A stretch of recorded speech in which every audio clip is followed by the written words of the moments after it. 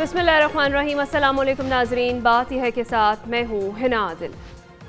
जिस सुहानी घड़ी चमका तैयबा का चांद, उस दिल अफरोज साथ पर लाखों सलाम।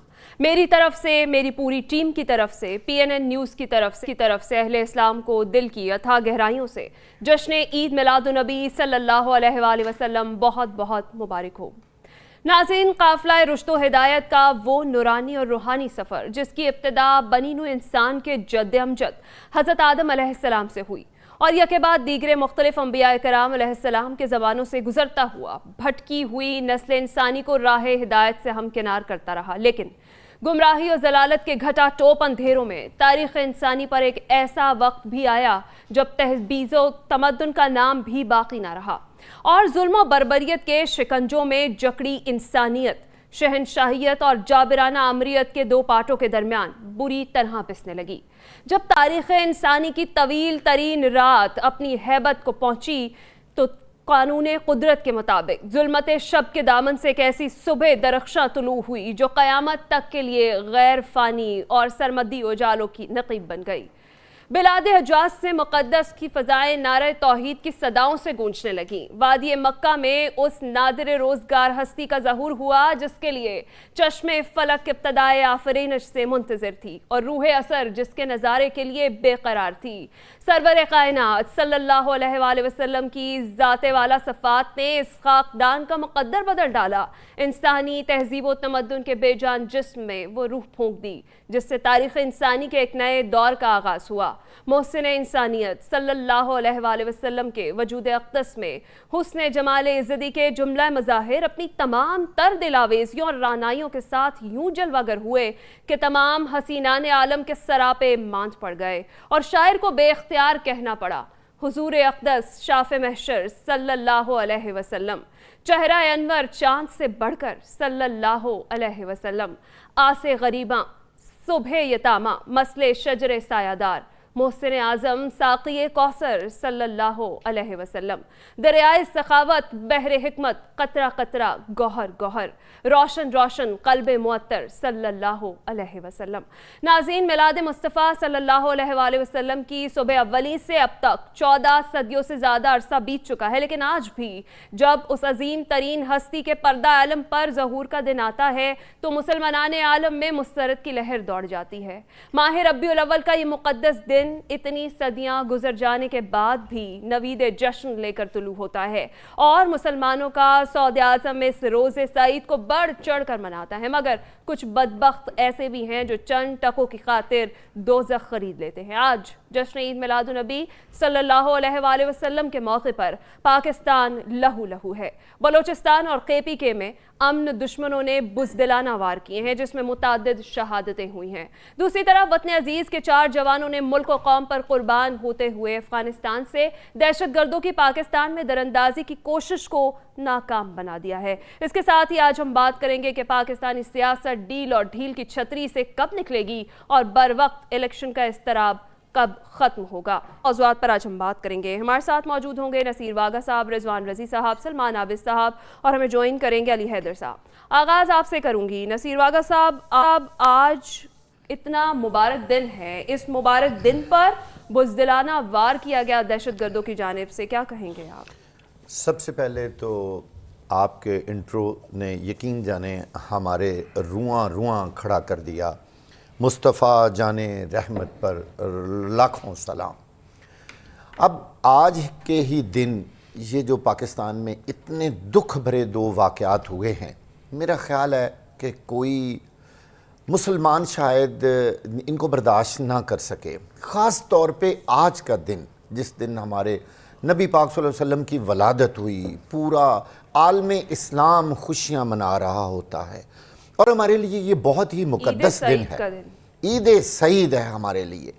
लेकिन वो कौन सा दुश्मन है छुपा हुआ, वो कौन है जालिम जो हमारे खून से खेल रहा है? हमें अपनी सफ़ों में भी देखना होगा, हमें अपने बॉर्डर्स को सिक्योर करना होगा, हमें देखना होगा कि इसके पीछे कौन है।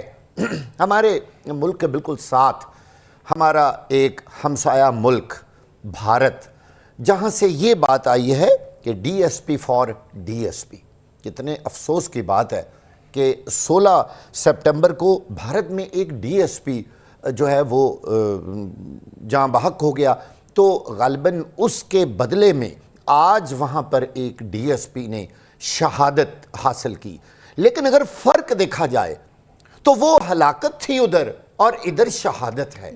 ہمارے بہت سارے جوان، ہمارے سویلینز اللہ کی راہ میں جس طرح اپنی جانوں کا نذرانہ پیش کر رہے ہیں، شہادت نوش کیا، کوئی دنیا کی قوم اس کی کوئی مثال پیش کر کے دکھائے.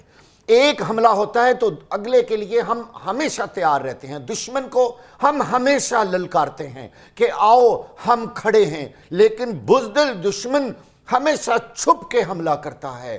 ہمارے جو جلوس ہو رہے ہوتے ہیں، مذہبی ہمارے تہوار، ان کو وہ نشانہ بناتے ہیں، کبھی مسجدوں کو، کبھی کسی جگہ پر وہ کام یہ شروع کر دیتے ہیں. آج پاکستان میں بہت ہی دکھ کا دن ہے. تقریباً 34 لوگ جو ہیں وہ مستونگ میں شہید ہو گئے ہیں. ہرگز ان کی دن تو بڑی خوشی کا تھا واغا صاحب، لیکن دن تو بہت خوشی کا تھا ہے نا، آپ نے بالکل صحیح کہا. لیکن یہ خوشی جو ہے انہوں نے ہماری مٹی میں ملانے کی کوشش کی ہے، ملی نہیں ہے. نہ اللہ کرے کبھی ہماری یہ خوشیاں مٹی میں ملیں. بات یہ ہے کہ قوم متحد ہے. ایک بات ضرور کہوں گا کہ ہمارے بارڈرز کو سیکیور کرنا ہماری مسلح افواج کا فرض ہے، اور وہ اس میں اپنا بہترین کردار ادا کر رہے ہیں. یقین جانیں اگر بارڈر پہ اس وقت اتنی سخت اور اعلیٰ سیکیورٹی نہ ہو تو میں ایک اور ہمسایہ ملک کا ذکر کرنا چاہتا ہوں جس کا نام ہے افغانستان. وہاں سے ہی یہ ساری در اندازی ہو رہی ہے. خدارا وہاں جا کر اپنے دشمن کو تلاش کریں، اور کون ہیں وہ لوگ جو طالبان کے روپ میں یا کسی اور روپ میں آ کے پاکستان میں بار بار حملے کر رہے ہیں اور پاکستان کا امن تباہ کر رہے ہیں. لیکن سب سے افسوس کی بات ہوگی کہ پوری دنیا خاموش ہے. دیکھ لیں کہیں سے کوئی آواز اٹھی ہے، کسی دوسرے ملک میں چھوٹا سا واقعہ ہوتا ہے تو طوفان مچا دیتے ہیں. کبھی امریکہ، کبھی فرانس، یورپی یونین، مذمتیں ہو رہی ہیں. اب کہاں گئے ہیں؟ کیا مسلمانوں کا خون اتنا سستا ہے کہ کوئی بولا ہی نہیں اس پہ؟ ایسا نہیں ہوگا. یہ لوگ خود مسلمانوں کے لیے مسائل پیدا کر رہے ہیں، اور میرا خیال ہے مسلمانوں کو خود متحد ہو کے اس کا جواب دینا ہوگا ان فرنگیوں کو، ان غیر مسلموں کو، ان دشمنوں کو، کہ ساری دنیا کو پتہ چلے کہ مسلمان متحد ہیں. ٹھیک ہے. سید علی حیدر صاحب ہمیں جوائن کر چکے ہیں. علی، آج ولادت باسعادت کا اتنا خوبصورت دن تھا، اس موقع پر آج پاکستان لہو لہو ہے، آپ کیا کہیں گے؟ میں ایک بات بتاؤں آپ کو جی، جب تک بچہ روئے نہ ماں دودھ نہیں دیتی. یہ ہم نے سنا ہوا ہے، اپنے بڑوں سے سنا ہوا ہے. جب تک آپ چیخو پکار نہ کریں نا تب تک دنیا بھی نہیں سنتی ہے. میں ابھی بات سن رہا تھا واغا صاحب کی، بالکل ٹھیک کہہ رہے ہیں. ایسا ہی ہے، ہمارا خون اتنا سستا ہے، ہمارا خون ناک جو ہے ایسے بہایا جاتا ہے جیسے پانی بہایا جا رہا ہو، گاجر مولی کی طرح ہمیں کاٹا جاتا ہے. لیکن سب سے پہلے تو اس بات کا احساس ہم نے کرنا ہے نا. سب سے پہلے تو وہ چیخو پکار ہم نے کرنی ہے. اس کو دیسی زبان میں کہیں تو وہ رولا ہم نے ڈالنے ہیں. دنیا تب جاگے گی. ان کے اور بھی بڑے افیئرز ہیں. اگر ہم یہ سمجھ لیں کہ دنیا بیٹھی ہوئی ہے اس انتظار میں کہ پاکستان کے ساتھ کیا ہوتا ہے، اچھا ہوتا ہے یا برا ہوتا ہے، معذرت کے ساتھ کئی ممالک کے لیے اور آدھی دنیا کے لیے ہم ایگزسٹ بھی نہیں کرتے.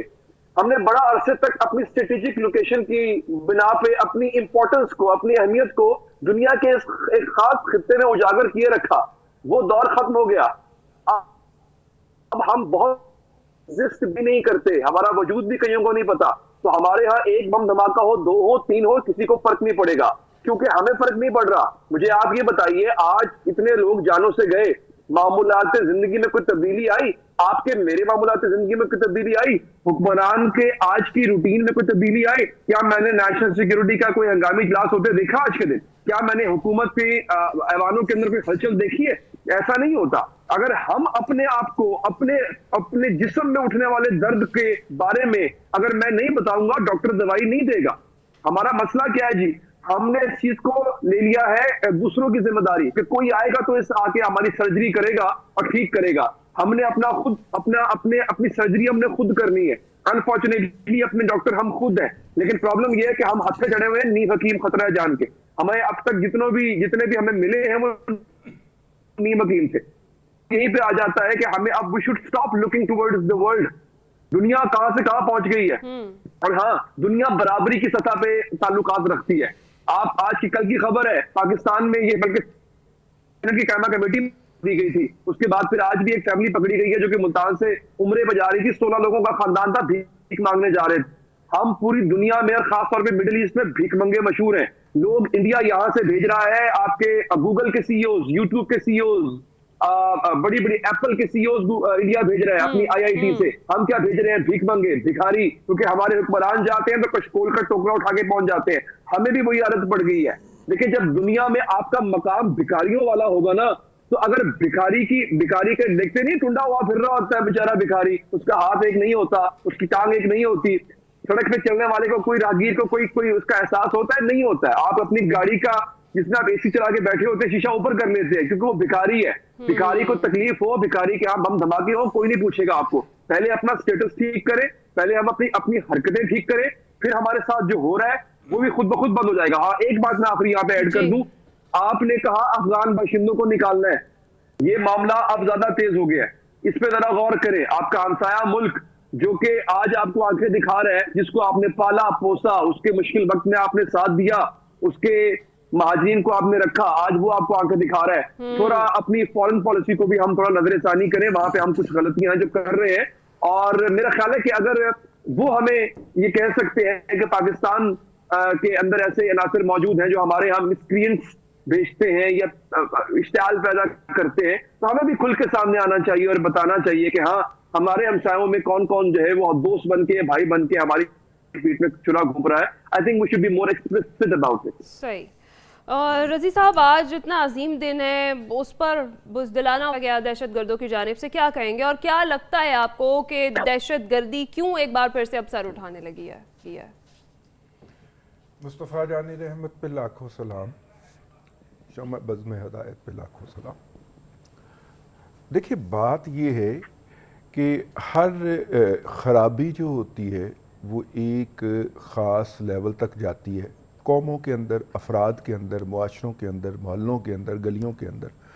लेकिन उस ख़राबी की कोई बेहतर करने की भी एक सूरत होती है। हम एक ख़राबी करते हैं, फितरत हमें झटका देती है, मौका देती है कि हम इसको दुरुस्त कर लें, हम नहीं करते ना, फिर मज़ीद ख़राबी की तरफ चले जाते हैं। अगर आप अफ़गानिस्तान की पहली जंग से ही ले लें, अगरचे हम तो फार ईस्ट की वार्स का भी हिस्सा रहे, जब मशरक़ी पाकिस्तान हमारे पास था तो हम वहाँ से अड्डे फराहम किया करते थे लोगों को। वो तारीख़ मशरक़ी पाकिस्तान के साथ अलग हो गई हमसे। लेकिन ये जो हम स्ट्रेटजिक वॉर की शक्ल के अंदर और जंग का जो हम ईंधन बनते रहे हैं,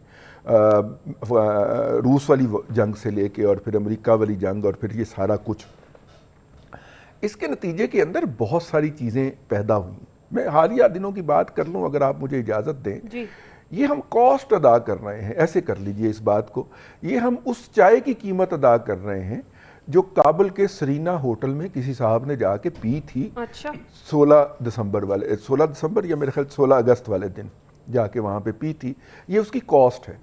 देखिए, तोरखम के ज़रिए अगर कोई अफ़गानिस्तान जाना चाहता है तो उससे पूरी डॉक्यूमेंट्री चेकिंग होती है, चेक किया जाता है, लेकिन वही चमन के ज़रिए वाक थ्रू करता है। रोज़ाना 20,000 लोग पाकिस्तान से अफ़गानिस्तान जाते हैं और अफ़गानिस्तान से पाकिस्तान आते हैं, या 10,000 जाने वाले होते हैं, 10,000 आने वाले होते हैं।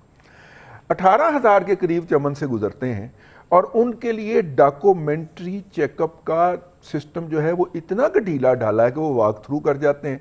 वही बंदा अगर तोरखम से गुजरने की कोशिश करे वो नहीं गुजर पाता। तो इसका मतलब ये है कि कहीं पे कोई लूप होल जानबूझ के छोड़ा गया है। मुझे एक बड़े ज़िम्मेदार अफसर ने ये बात बताई, मैं आपकी खिदमत में अर्ज़ कर रहा हूँ कि दालबंदीन एक सरहदी ज़िला है बलूचिस्तान का, जिसका बॉर्डर अफ़गानिस्तान के साथ मिलता है। तो उन्होंने कहा कि जब हमने वो लगा ली, बाड़ लगा ली, तो दो बातें हुई। एक तो उस ज़िले की जो आबादी थी उसके अंदर कमी वाक़या हो गई। अच्छा। और दूसरा, उसके स्कूलों के अंदर बच्चों की तादाद 28,000 से 36,000 हो गई। अब ये दो कंट्रेरी फैक्टर हैं, आबादी के अंदर कमी और स्कूल में बच्चों की तादाद में इजाफा। तो इस पर एक स्टडी की गई तो पता चला कि वो जो बॉर्डर खुला होने के बायस जो बच्चे स्मगलिंग में इस्तेमाल हो रहे थे अक्रॉस दी बोर्ड, ان کے لیے وہ پروفیشن ختم ہو گیا تو ان میں سے میجورٹی سکولوں کو ڈائیورٹ ہوئی. اچھا. اور وہ آبادیاں اور وہ قبیلے بڑے بڑے جو وہاں پہ جا کے بارڈر پہ بیٹھے ہوئے تھے اور وہ سمگلنگ کے اندر دن رات ملوث تھے, وہ وہاں سے مائیگریٹ کر گئے. اور کہاں گئے؟ وہ کراچی چلے گئے, وہ ملتان چلے گئے وہاں سے. لیکن بات یہ نہیں ہے, بات اصل میں یہ ہے کہ دیکھیے یہاں پہ نیشنل سیکیورٹی کمیٹی کی میٹنگ ہوئی تھی, پھر کور کمانڈر کی میٹنگ ہوئی تھی, پھر وہ آفیسرز ہوتے ہیں, اس طرح کی 3 میٹنگز ہوئی تھی. اور تینوں میٹنگز کی جو پریس ریلیز آئی تھی اس کے اندر یہ بات واضح طور پہ مینشن کی گئی تھی کہ افغانستان سے جو لوگ لا کے پاکستان کے اندر بسائے گئے ہیں اور جو کہ جن کا کوئی ریکارڈ نہیں ہے ہمارے پاس, جن کو ہم نے ریہیب کر کے بسانا تھا وہ نہیں کیا. اور اب جو ہے ہمارے ہاں ٹاپ لیول کے اوپر اس بات کا احساس تو موجود ہے, لیکن اس کو ہم ریوائمپ کیسے کریں یا اس کو ہم سٹریم لائن کیسے کریں, یہ ایک بڑا سوال ہے. اور ہمیں اس بات پہ اطمینان ہے کہ احساس موجود ہے. شامل گفتگو کرتے ہیں. سلمان عابد صاحب, آج جشن عید میلاد النبی صلی اللہ علیہ وآلہ وسلم کے موقع پر پاہو لہو ہے, آپ کیا کہیں گے؟ یہ کوئی پہلا واقعہ تو ہے نہیں نہ آخری جس کو بنیاد بنا کر ہم یہ کہیں کہ شاید اس سے پہلے کبھی دہشت گردی ہو نہیں رہی تھی. پاکستان تو کئی دہائیوں سے دہشت گردی کا شکار ہے. اس میں داخلی فیکٹر بھی ہیں, اس میں علاقائی فیکٹر بھی ہیں, اس میں خارجی فیکٹر بھی ہیں. مسئلہ یہ ہے کہ ہماری جو پالیسی ہے اس کے اندر بھی کئی مسائل ہیں, اور وہ مسائل سیاسی بھی ہیں اور وہ غیر سیاسی مسائل بھی ہیں. ابھی رضوان رضی صاحب نے کابل میں چائے پینے کی بات کی تھی, وہ کیسے اٹھ کے چلے گئے تھے چائے پینے؟ ایسے اٹھ کے چلے گئے تھے. ایک پالیسی کا حصہ تھا نا, انسٹیٹیوشنل پالیسی تھی جس نے ان کو بھیجا تھا, جس نے بیٹھ کے وہاں پہ افغان پالیسی کے خد و خال واضح کیے تھے, وہ سب ذمہ دار ہے نا. ہمارے ایک فیشن بن چکا ہے, ایک پکڑیں ایک فرد کو پکڑیں کہیں جی اس کی وجہ سے سارا کچھ ہوا ہے. پاکستان کے اندر جب کچھ چیزیں ہوتی ہیں تو کسی آئسولیشن میں نہیں ہوتی, اس کا ایک پورا لارجر کانٹیکس ہوتا ہے. اچھا. اور وہ لارجر کانٹیکس یہ ہے کہ ہم نے بہت زیادہ ڈپینڈنسی کی تھی افغان طالبان کے اوپر. ہمارا خیال یہ تھا کہ کابل میں جب افغان حکومت آئے گی, طالبان کی حکومت آئے گی, تو اس سے پاکستان زیادہ سٹیبل آ جائے گا. یہ تھیوری اس وقت جب TTP کے کانٹیکس میں دیکھتے ہیں تو ہمیں مسائل پیش آ رہے ہیں. ہمیں افغانستان سے ریزرویشنز ہیں اس وقت. اچھا, پھر مسئلہ یہ ہے کہ صرف افغانستان ہی کیوں, یہ جو بھارت کا اور افغان انٹیلیجنس ایجنسیوں کا آپس کا جو نیکسس ہے وہ بھی پاکستان کو تنگ کر رہا ہے. ابھی آپ دیکھیں نا, ہم تو سی پیک کے اوپر بہت جسے کہتے ہیں ڈگمگا رہے تھے اور بہت زیادہ خوش تھے. اس کے بعد G20 کا کانٹیکس آ گیا ہے. اب اس کے بعد بھارت کی پوزیشن ایک اور طریقے کی ہو گئی ہے. تو اس ریجنل کانٹیکس کے اندر جو تبدیلیاں آ رہی ہیں وہ بھی اس کا خاص فیکٹر ہے. پھر ہندوستان کے ساتھ ہمارے تعلقات ہی نہیں ٹھیک ہو پا رہے. ہندوستان کو چھوڑے, اب تو ہم نے افغانستان کے ساتھ بھی اپنے تعلقات خراب کیے ہوئے ہیں. ہم ریجنل سطح کے اوپر بھی اس وقت کانفلکٹ کے تنازعات کے اندر کسی نہ کسی شکل میں پھنسے ہوئے ہیں. ہم اپنی ڈومیسٹک پالیٹکس میں دیکھیں جس کے اوپر کوئی گفتگو ہی نہیں کر رہا کہ بھئی یہ سارے مسائل جو پیدا ہو رہے ہیں اس کی ایک بڑی وجہ پاکستان کا ڈومیسٹک مسئلہ ہے. ہم پولیٹیکلی سٹیبل نہیں ہیں, ہم اکنامکلی سٹیبل نہیں ہیں, انسٹیٹیوشنلی سٹیبل نہیں ہیں. اور یہ جو ویکیوم ہے پاکستان کے اندر کے حالات کا, اس کا فائدہ جو ہے وہ لوگ اٹھا رہے ہیں جو ہمیں کمزور کرنا چاہتے ہیں, ہمیں عدم استحکام سے دوچار کرنا چاہتے ہیں. تو اس لیے مسئلہ صرف یہ نہیں ہے کہ بڑی آسانی سے اٹھائیں یہاں سے اور افغانستان پہ ملبہ ڈال دیں, یہاں سے معاملہ اٹھائیں ہندوستان پہ ملبہ ڈال دیں, یہاں سے ملبہ اٹھائیں اور امریکہ پہ ملبہ ڈال دیں. بھائی کچھ ہم نے بھی تو مسائل پیدا کیے ہیں, کچھ ہمارا بھی تو انالیسس ہونا چاہیے, کچھ ہم اپنا بھی تو ماتم کریں کہ ہماری پالیسیاں کون سی ہیں جس کی وجہ سے ہم یہاں پہنچے ہیں. بالکل ٹھیک ہے, پہلے گھر کو بہتر کرنے کی ضرورت ہے, آپ یہ کہہ رہے ہیں. ایک اگر بات مجھے آپ اجازت دے دیں وہ بھی آپ اس میں وہ یہ ہے کہ ابھی کل ہی ملا ہیبت اللہ احمد زادہ صاحب نے پیغام جاری کیا. وہ نارملی پیغام جاری نہیں کیا کرتے, ان کا عید بقرعید پہ کوئی پیغام آ جاتا ہے. پہلی دفعہ ہوا ہے اور انہوں نے اس بات کا فتویٰ جاری کیا ہے کہ ہمسایہ ملک کے اندر جا کے لوگوں کے خلاف کوئی کارروائی کرنے والا اور اس کی فائنانسنگ کرنے والا, دونوں جو ہیں ان کے خلاف کارروائی ہونی چاہیے. کوئی کارروائی ہونی چاہیے. کوئی کارروائی ہوئی اب تک؟ میں عرض کرنا کل بیان آیا ہے. سر اس سے پہلے بھی افغان وزیر خارجہ یہ باتیں کر سکتے ہیں, لیکن مسئلہ یہ ہے کہ آج تک TTP کے خلاف کچھ نہیں ہوا. جائیں گے, بریک کے بعد جب واپس آئیں گے تو بات کریں گے یعنی سیاست کی, جس میں ڈیل اور ڈھیل بہت ہے, اور یہ بھی کہ بر وقت الیکشن کا اضطراب کب ختم ہوگا, اس پر بات کرتے ہیں اس بریک کے بعد.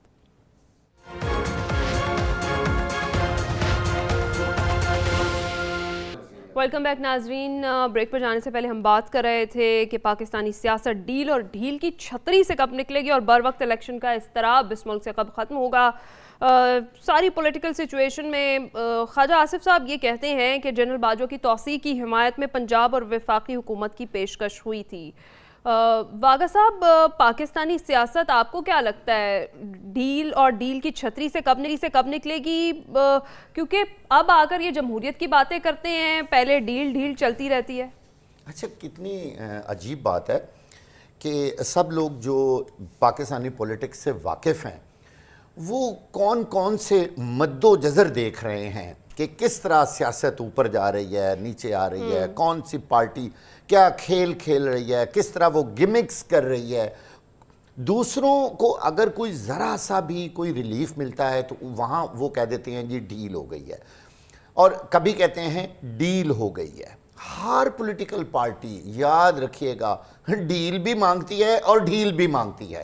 پاکستان کی سیاست کا نام ہی ڈیل اور ڈھیل ہے. میں برملا آپ کو یہ بات کہہ رہا ہوں، مجھے کسی فورم پہ کوئی شخص اس بات کو غلط ثابت کر کے دکھا دے کہ آج تک جتنا یہاں پولیٹیکل سسٹم ہوا ہے ان کو ہمیشہ سے ڈیل بھی چاہیے ہوتی ہے اور ان کو ڈیل بھی چاہیے ہوتی ہے، اور یہی باتیں آج بھی ہو رہی ہیں.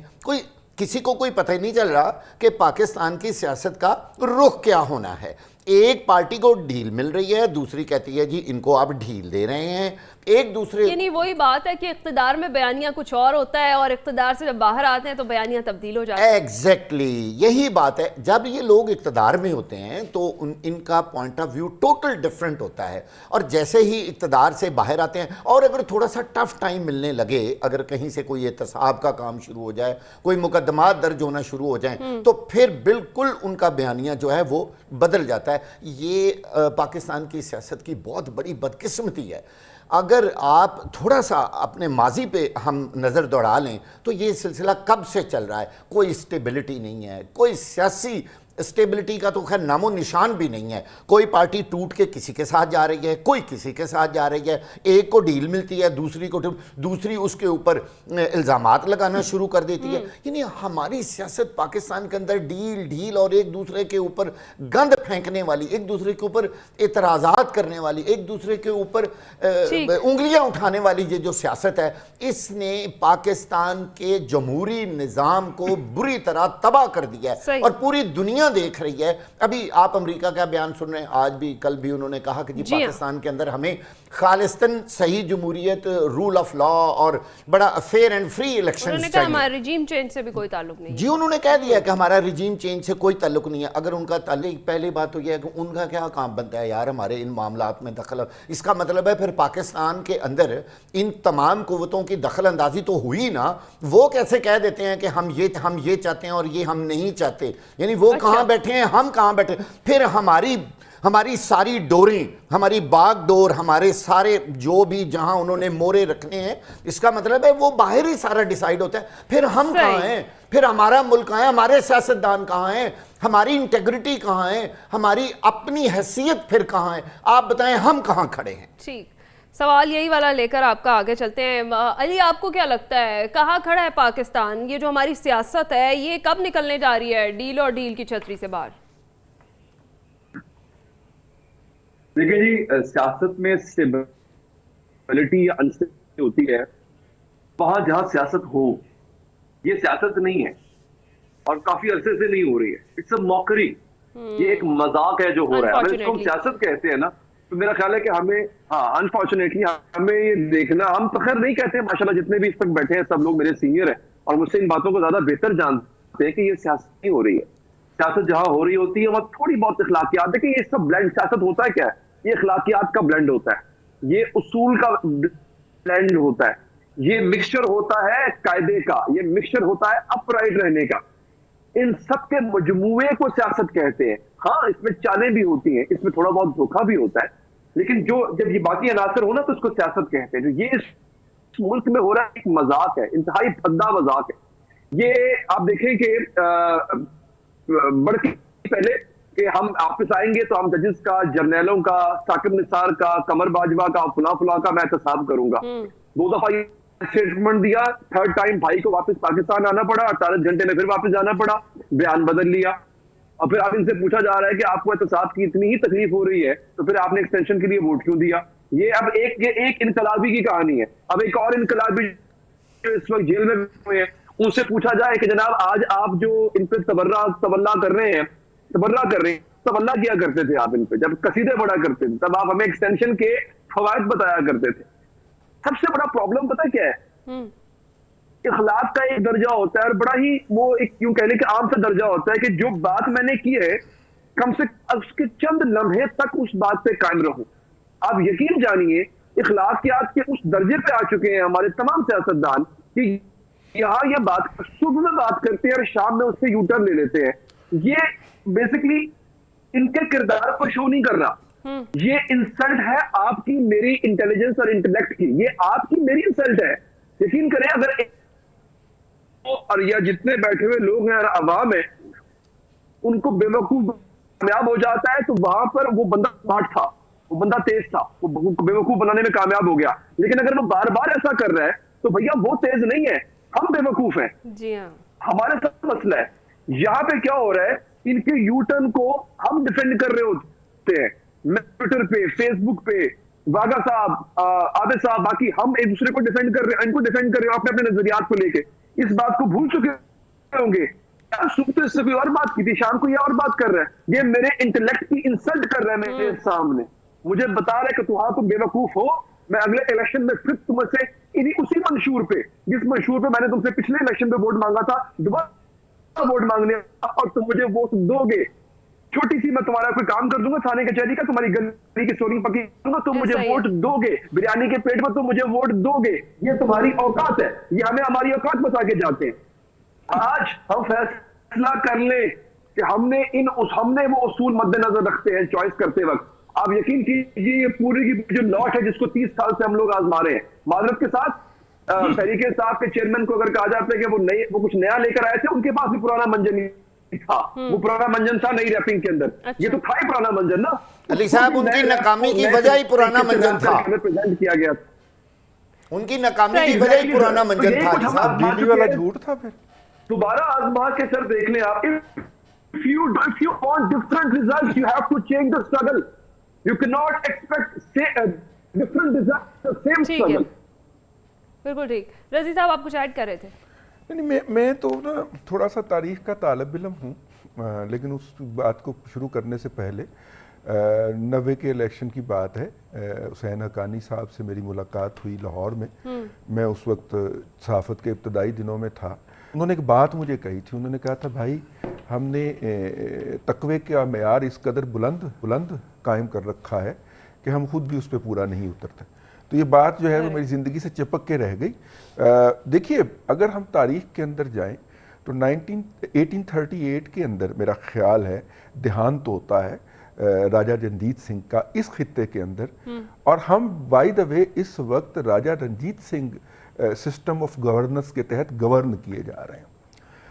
हम इस खित्ते के अंदर देहांत होता है और उसके बाद फिर यहाँ पे जो पॉलिटिकल अलाइनमेंट और पॉलिटिकल फॉर्मेशन और गवर्नमेंट फॉर्मेशन रहती है 1857 तक, एंड उससे ऑनवर्ड फिर ब्रिटिश आके उसको टेक ओवर कर लेते हैं। हम आज भी उसी लेगेसी के अंदर फंसे हुए हैं। अगर हम तारीख के उस झरोके में जाके देखें तो हमें पता चलेगा कि तब से लेके अब तक पिछले 250 साल से हमारे रवैयों के अंदर कोई तब्दीली नहीं। आप कह सकते हैं कि राजा रंजीत सिंह की, ठीक है, यहाँ से तो गवर्नमेंट उसकी काबुल तक थी, उस वक्त पंजाब की सरहदें काबुल तक थी, लेकिन ये मुल्तान से आगे तो नहीं थी। तो इसीलिए वो बलूचिस्तान इररेलेवेंट है ना, पूरे सिस्टम ऑफ गवर्नेंस में देख लें, हमें बलूचिस्तान और अंदरूनी सिंध की कोई नुमाइंदगी ही नजर नहीं आती। ठीक है, देखिए वो जो सिस्टम था और उसके अंदर जिस तरह से फौजदार जो था वो कमांडर के खिलाफ रूबे अमल था, और कमांडर जो था वो जेल खाने का जो दरोगा था उसके खिलाफ रूबे अमल था, और तीनों आपस में लड़ी जा रहे थे। और उनके जो सबसे बड़े ऑब्जेक्टिव्स थे कि वो किस तरह माई जिंदा की कुर्बत हासिल करें, जो कि एक किंग मेकर थी जिन्होंने आगे अपना साहबजादा किया हुआ था। वो तारीख पढ़िए तो आपको आज की मौजूदा सूरत हाल समझने में आसानी हो जाती है। और आखिरी बात जो मैं इससे कंक्लूड करना चाह रहा हूँ, आपको किसने कहा है कि हमारे इस खित्ते के अंदर पिछले 250 साल से कभी कोई जमहूरियत आई है? भाई शराकत इक़्तिदार होता है, कभी वो मुगलों के साथ होता है, کبھی وہ برٹش کے ساتھ ہوتا ہے اور 1947 کے بعد جن کے ساتھ ہوتا ہے ان کے سلمان عابد سے اچھے تعلقات ہیں. یہ ان کا نام لے سکتے, میں تو نہیں لے سکتا, میں تو نام نہیں لے سکتا, میں کمزور آدمی ہوں, پیٹ میں ٹانکے لگوا بیٹھا ہوں, لہذا میں تو نہیں لے. بھائی شراکت اقتدار ہوتا ہے, اور ہم ہوئے, تم ہوئے کہ میر ہوئے, ان کی زلفوں کے سب اسیر ہوئے, سارے اس بات کے اوپر ہماری ساری پارٹیوں کی جدوجہد ہوتی ہے کہ آپ نے اسے گود میں کیوں بٹھایا ہے, مجھے بٹھائے, ٹھیک ہے میں بھی تو آپ کا لاڈلا ہوں, میں نے بھی تو آپ کی خدمات سر انجام دی ہیں. یعنی کہ آپ اندازہ کریں اس وقت سارے ناچ رہے ہیں کہ جناب قاضی فائز عیسیٰ صاحب نے فیض آباد دھرنا کیس کھول لیا ہے, اور آپ اس وقت کی جو پولیٹیکل لیڈرشپ ہے, پی ایم ایل این کی تھی نا, چلے ایکسٹینشن تھی, پولیٹیکل لیڈرشپ جو ہے, آپ ان کے بیانات تو نکال کے پڑھے, وہ سارے کہہ رہے تھے کہ یہ ہم کر رہے ہیں. اس وقت کے وزیر داخلہ بھی کہہ رہے تھے کہ یہ ہم کر رہے ہیں, یہ معاہدہ ہمارا, وزیر داخلہ کا اوپر باقاعدہ دستخط موجود ہے. بھائی میں تو کہتا ہوں کہ جن کے دوالے سارے ہو گئے, مطلب فیض حمید صاحب وہ سارے بیانات اٹھائیں اور سپریم کورٹ کے سامنے جا کے پیش ہو جائے کہ دیکھیں سر میرے اوپر تو الزام ہے, یہ سارے خود کر رہے تھے. تو آئی مین ہم شراکت اقتدار کے پروسیس میں ہیں. آئی وش کہ کبھی وہ ڈیموکریسی کا جس کے اندر انتقال اقتدار ہوتا ہے اس کا کم از کم ہم اپنی نسل میں دیکھ لیں, یا کم از کم علی بھائی ہی دیکھ لیں. یہ ہم سے کافی ینگ ہیں, ہم نے تو ان سے بہت پہلے چلے جانا ہے, تو اس لیے کم از کم یہی دیکھ لیں. میں اللہ تعالیٰ آپ کو زندگی صحت دے رضی بھائی, آپ ایسی باتیں ابھی سے کیوں کر رہے ہیں؟ سلمان عابد صاحب دیکھیں بات یہ ہے, اگر تھوڑی دیر کے لیے مان لیا جائے رضوان رضی کی اس بات کو کہ شریک اقتدار کا فارمولہ ہے, شراکت اقتدار کا فارمولہ ہے, تو ہم ایسے ہی بیٹھ کے یہاں پہ جمہوریت کا مقدمہ لڑتے رہتے ہیں کہ نواز شریف بڑا جمہوریت پسند ہے, عمران خان بڑا جمہوریت پسند ہے, بے نظیر بڑی جمہوریت پسند ہے, اور ہم ان کے لیے بیٹھ کے یہاں پہ قصیدے بھی گاتے ہیں جو بھی علی حیدر کرنے. نہیں آپ نے تو یہ کرنا ہوگا نا, لیکن میں باقی لوگوں کی بات کر رہا ہوں, آپ کرتے رہیں. لیکن سوال یہ ہے کہ جو بات ابھی علی حیدر نے کی ہے کہ بنیادی طور پر یہ جو ہمارا سیاستدانوں کا ٹولہ ہے, چاہے وہ کسی بھی جماعت کا ہے, اور ہمارے ہاں جن کے ساتھ یہ ڈیل کرتے ہیں یا جن کے ساتھ ان کو ڈھیل ملتی ہے, اس میں جو یہ سہولت کاری کرتے ہیں ماشاءاللہ جمہوریت کے نام پر, آئین کی بالادستی کے نام پر, قانون کی حکمرانی کے نام پر, عام آدمی کے مفادات کے نام پر اپنی ذاتی جاگیریں بنانے کا ٹھیکہ جو لیا ہوا ہے, اپنے ذاتی کاروبار کو وسعت دینے کا جو ٹھیکہ لیا ہوا ہے, یہی وجہ ہے نا کہ پاکستان میں جمہوریت نہیں پنپ رہی. یہ تو دیکھیے ایک پرائیویٹ لمیٹڈ کمپنیاں ہیں پاکستان کی سیاسی جماعتیں, ایک فیملی اورینٹڈ کمپنیاں ہیں, ایک کارپوریٹ کمپنیاں بن گئی ہیں. پوری جمہوریت کو تو آپ نے کارپوریٹ ڈیموکریسی کا ماڈل دے دیا ہے. جو جتنا بڑا سرمایہ لے کے آئے گا اس کے لیے پولیٹیکل پارٹی میں اتنی ہی سپیس ہے, چاہے وہ پی ٹی آئی ہے, چاہے وہ پی ایم ایل این ہے, چاہے وہ پیپلز پارٹی ہے, جے یو آئی ہے, سب جماعتوں کی حالت یہی ہے. تو سوال یہ ہے کہ جو ڈیل اور ڈھیل کی سیاست ہے یہ کس نے پیدا کی ہے؟ اگر اسٹیبلشمنٹ نے پیدا کی ہے تو سیاستدانوں نے بھی اس کو تو اپنا لیا ہے نا, سیاستدانوں نے بھی اس کو رویہ اختیار کیا ہے. اب تو قوم کو مبارک ہو, رانا ثناء اللہ صاحب نے ایک ایسی ایپ ایجاد کر لی ہے جس میں کارکنوں کی حاضری بھی ہو جائے کرے گی, اور یہ بھی دیکھ لیا جائے گا کہ کون سا کارکن اور کون سا رہنما کتنے لوگوں کو لے کر آیا اور کتنے لوگوں کو لے کر نہیں آیا. یعنی بریانی کی پلیٹیں جو ہے اگر ہم نے 20,000 تیار کی ہیں تو 20,000 کارکن بھی نظر آنا چاہیے, وہ ایپ دکھائے گی ماشاءاللہ. یعنی یہ ہے سیاسی جماعتوں کا المیہ, یہ ہے, اور یہ سارے سیاسی جماعتوں کی بات کر رہا ہوں, کسی ایک کی بات نہیں. آپ دیکھیے کہ کس طریقے سے آپ سیاسی کارکنوں کو ایکسپلائٹ کرتے ہیں جمہوریت کے نام پر, آپ کس طرح سے ایکسپلائٹ کرتے ہیں پورے سیاسی نظام کو, جمہوری نظام کو, آئینی نظام کو, قانونی نظام کو. ابھی ڈیل ہو جائے نواز شریف صاحب کی تو سب کچھ ٹھیک ہے, عمران خان کا معاملہ ٹھیک ہو جائے تو سب کچھ ٹھیک ہے, پیپلز پارٹی سے ڈیل ہو جائے تو سب ٹھیک ہے. یعنی عجیب و غریب مخمصہ ہم نے پاکستانی سیاست میں بنا لیا ہے, اور اس میں سیاستدانوں کے ساتھ ساتھ وہ فریق جو ڈیل اور ڈھیل کرتے ہیں وہ بھی اتنے ہی ذمہ دار ہیں اور زیادہ ذمہ دار ہیں. کیونکہ اگر آپ نے اس طرح کی ہوا نا سر, یہ پھر آپ ایسے نہ کہیں نا, پھر یہ جمہوریت کا مقدمہ یہاں بیٹھ کے تو لڑے نا یار, میرے ساتھ بیٹھ کے تو لڑتے رہتے ہیں 24 گھنٹے کی, جی بے نظیر اور نواز شریف اور عمران خان, یہ کیا پھر ہم کرتے رہتے ہیں؟ پھر ہم سیدھی طرح کہیں یہ سارے کرپٹ سیاستدان ہیں, کہیں سے چور سیاستدان ہیں, ہم نے ان کی پیروکاری نہیں کرنی, ہم نے ان کی طرفداری نہیں کرنی. کرتے تو ہیں ہم سب لوگ بیٹھ کے, مجھ سمیت کرتے ہیں. تو سوال یہ ہے کہ جس کو آپ یہ کہہ رہے ہیں تو وہ پھر وہی تو میں کہہ رہا ہوں, تو پھر آپ نکلے نا, پھر سیدھی طرح سے موقف اختیار کریں. یہاں تو دیکھیے ہم نے سیاسی جماعتوں نے میڈیا کے اندر اپنے نمائندے پالے ہوئے, میڈیا کے اندر اپنے لوگوں کو پالا پوسا ہوا ہے, ان کی پرورش کی جاتی ہے, ان کی سرپرستی کی جاتی ہے, ان کو پیسہ بھی دیا جاتا ہے, کاروبار بھی کروایا جاتا ہے. تو یہ جو کھیل سارا کا سارا جمہوریت کے نام پہ پاکستان میں چل رہا ہے وہ سارا کا سارا ایکسپوز ہو رہا ہے نا بڑے بیڈلی طریقے سے, اور لوگوں کا اعتماد سیاست پہ, جمہوریت پہ کم ہو رہا ہے, بڑھ تو نہیں رہا. اسی وجہ سے پاکستان کی جمہوریت آج دنیا میں क्या वो पाकिस्तान के अंदर भी एक स्टेक बन चुकी है और लोगों को लगता है कि जमहूरियत शायद हमारा मसले का हल नहीं रहा? क्या ये जमहूरियत जो है ये वो जमहूरियत नहीं है जिसकी हकीकी जमहूरियत की बात रिजवान रज़ी साहब कर रहे हैं? वो पता नहीं कब आएगी और किसने देखनी है, हमें तो नहीं पता। सही है, इस डिबेट को यहीं से कंटिन्यू करेंगे। जी रज़ी साहब, क्विकली इसमें ब्रेक पे जमहूरियत जाएंगे। की बजाय ना इक़्तिदार कर लीजिए। ये इक़्तिदार की जंग है, ये जमहूरियत की जंग नहीं है। बिल्कुल, और इक़्तिदार की जंग के अंदर कोई असूल नहीं होता। ठीक है, बिल्कुल ठीक है। गुफ्तगू का सिलसिला यहीं से आगे बढ़ाएंगे। इसके साथ सवालात है इस वक्त हर पाकिस्तानी के लिए, वो ये हैं कि नवाज शरीफ साहब को वतन वापसी से अब कौन रोक रहा है, और दूसरा ये कि क्या बिलावल भुट्टो का वज़ीर आज़म बनने का ख्वाब चकनाचूर हो गया है या कोई अभी भी इम्कान बाकी है। इस पर बात करते हैं इस ब्रेक के बाद।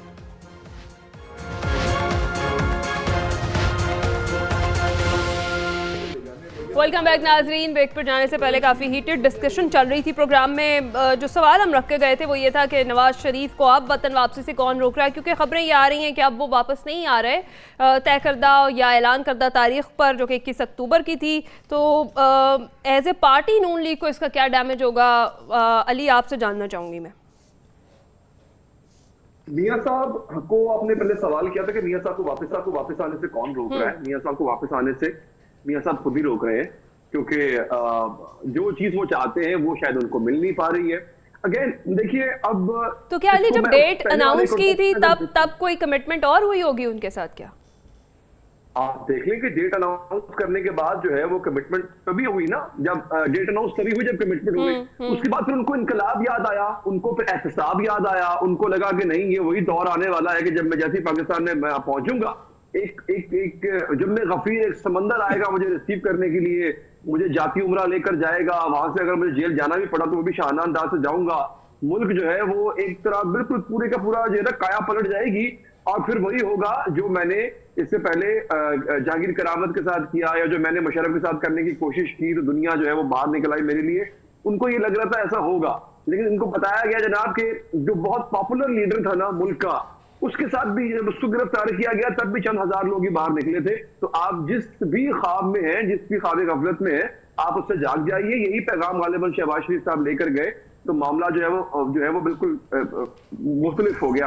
खैर, लेकिन फिर भी नवाज शरीफ साहब एक बुर्दबाज सियासतदान है। ऐसा नहीं कि वो कोई खलंडरे तो है नहीं कि वो जल्दबाजी में फैसले करते फिरे या जोश खिताबत में जो भी मुंह में आया बोल दे।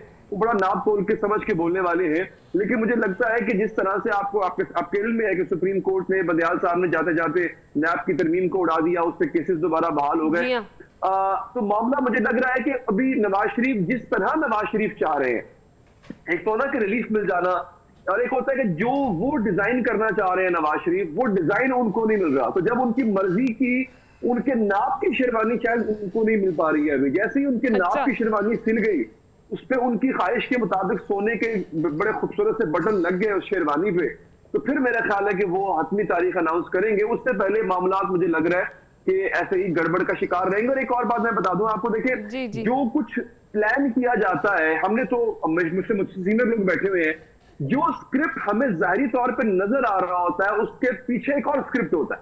बिल्कुल सही है, वो होता है जो कुछ नजर आ रहा होता है। पाकिस्तानी सियासत में कभी भी वैसा हुआ नहीं है। अभी नजर क्या आ रहा है कि आपकी जो अबूरी काबीना है वो नून लीग के जो कह लें कि उसकी जो बाकियात है उससे भरी पड़ी है। हम ये देख रहे हैं एक जमात ज़ेरे अताब है, एक जमात को बिल्कुल कोई पूछ ही नहीं रहा, वो सिंध की हद तक महदूद है। अच्छा, उसी जमात की तरफ क्या उस स्क्रिप्ट से बिलावल भुट्टो साहब को गायब तो नहीं कर दिया गया? उनका ख्वाब चकनाचूर तो नहीं हो गया वज़ीर आज़म बनने का, क्योंकि इस वक्त मंजर आम से गायब है? मैं एग्जैक्टली ये बात कर रहा हूँ कि नजर ऑप्टिक्स ये है, लेकिन पाकिस्तान सियासत की तारीख ये बताती है कि जो नजर आ रहा होता है वो के बिल्कुल बरअक्स चीजें हैं। स्क्रिप्ट जो है वो पलंदा ऐसे कागजों का वो कहीं ना कहीं पड़ा हुआ है, उसकी उस तक रसाई किसी को नहीं है। वो पर्चा अभी आउट नहीं हुआ, जो पर्चा आउट हो चुका है वो पर्चा इम्तिहान में नहीं आएगा, ये याद रखिएगा। जो पर्चा अभी आउट नहीं हुआ असल पर्चा वो है, इम्तिहान वाले दिन वो आएगा और फिर जो तालिब इल्म होंगे वहां पे पर्चा देने वाले उनके होश उड़ जाएंगे। यानी हाथी के दांत खाने के और दिखाने के और है। वागा साहब, आपको क्या लगता है नवाज शरीफ साहब को अब वतन वापस आने से? देखिए, यही सवाल मुझसे बहुत सारे लोग फ़ोन पर भी कर रहे हैं और जहाँ कहीं भी जाते हैं लोग कहते हैं जी सबसे पहले ये बताएं कि नवाज शरीफ आ रहे हैं या नहीं आ रहे, और उनको कोई रोक रहा है नहीं रोक रहा। का महवर है इस वक्त जी बिल्कुल। तो सूरत हाल बताइए। اس پہ آج ویسے موقع تو نہیں ہے کیونکہ پاکستان میں ایک بڑا دکھ بھرا واقعہ ہوا ہے، لیکن میں ایک لطیفہ سنائے بغیر رہ نہیں پا رہا۔ ایک شخص کے گھر میں گدھا تھا اور اس گدھے کی دلتی سے اس کی بیوی وفات پا گئی، اور اس بندے نے ایک دوسری شادی کر لی۔ بدقسمتی سے اسی گدھے کی دلتی سے دوسری بیوی بھی وفات پا گئی۔ اب بہت سارے لوگ تعزیت کے لیے آئے۔ تعزیت کے دوران کچھ جب عورتیں اسے تعزیت کرتی تھیں تو وہ ہاں کرتا تھا، اور جب بندے اسے تعزیت کرتے تھے تو وہ نہ کرتا تھا۔ اچھا، ایک صاحب اس چیز کو نوٹ کر رہے تھے، بعد میں انہوں نے اس بندے سے پوچھا کہ یار یہ آپ کسی پہ ہاں کر رہے ہیں کسی پہ نہ، یہ کیا معاملہ ہے؟ اس نے کہا جی کہ جو عورتیں ہیں وہ مجھ سے سوال کرتی ہیں کہ شادی کرو گے تو میں کہتا ہوں ہاں، تو مرد پوچھتے ہیں کہ گدھا بیچو گے تو میں کہتا ہوں نہ۔ بات یہ ہے کہ نواز شریف صاحب سے جب پوچھا جاتا ہے کہ وزیر اعظم بنو گے تو وہ کہتے ہیں ہاں، جب پوچھتے ہیں کہ پاکستان چلو گے تو وہ کہتے ہیں نہ۔ اب اصل صورتحال یہ ہے کہ اگر ان کو یہ یقین دہانی کروا دی جائے کہ وہ آنے والے وزیر اعظم ہیں، اور جیسے علی صاحب نے کہا علی والی بات کہ ہاں رنگین مارے گا گولڈن ہاں گارنٹی سنے جی، ہاں وہ علی صاحب بالکل صحیح کہا ہے۔ اگر گولڈن بٹنوں والی اچکن تیار ہو اور ہر چیز کلیئر ہو اور ان کو یقینی طور پہ وزیر اعظم بنانے کا وعدہ ہو جائے تو نواز شریف صاحب یہ 21 اکتوبر کی تاریخ کیوں دی جا رہی ہے؟ کیا کسی نے ان سے یہ سوال نہیں کیا کہ آپ اتنے بڑے پاپولر لیڈر ہیں، آپ کل کیوں نہیں پاکستان آتے؟ 21 میں کون سی کنڈلی نکالی ہوئی ہے؟ وہاں کون سی ایسی بات ہے کہ 21 کو آ کے کچھ جم غفیر آ جائے گا؟ ہو سکتا ہے جو بڑے سیاستدان جو بڑے لیڈر ہوتے ہیں وہ اس طرح کے وعدے نہیں کرتے کہ میں فلانی تاریخ کو آؤں گا۔ دیکھنا یہ ہے کہ 21 کو بھی آ رہے ہیں یا نہیں۔ رضوان وزیر صاحب ابھی تو یہ بھی پتہ نہیں کہ انہوں نے آنا ہے یا نہیں آنا۔ جی رضوان، باقی ایک میرا جواب رہتا ہے، میرا 2 منٹ ایک منٹ جی واقع صاحب کوئکلی وقت کم ہے۔ پیپلز پارٹی کے بلاول بھٹو صاحب بالکل اس وقت آؤٹ ہو چکے ہیں کھیل سے۔